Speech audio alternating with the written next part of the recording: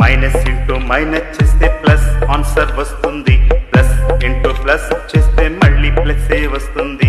Plus into minus చేస్తే minus answer వస్తుంది. Minus into plus చేస్తే మళ్ళీ మైనస్ వస్తుంది. ప్లస్ అంటావా లేక మైనస్ అంటావా చిన్న? ప్లస్ అంటావా లేక మైనస్ అంటావా కన్నా? A plus B is equal to C అవుతూ ఉందంటే క్లోజర్ ప్రాపర్టీ అని అర్థం చేసుకోవాలి.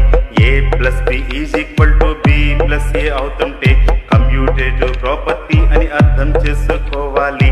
ప్లస్ అంటావా లేక మైనస్ అంటావా చిన్న?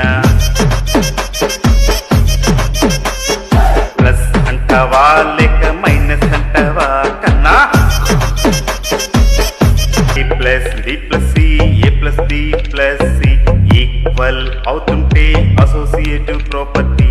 ఏ into B plus C AB plus AC equal అవుతుంటే డిస్ట్రిబ్యూటివ్ ప్రాపర్టీ. ప్లస్ అంటావా లేక మైనస్ అంటావా చిన్న?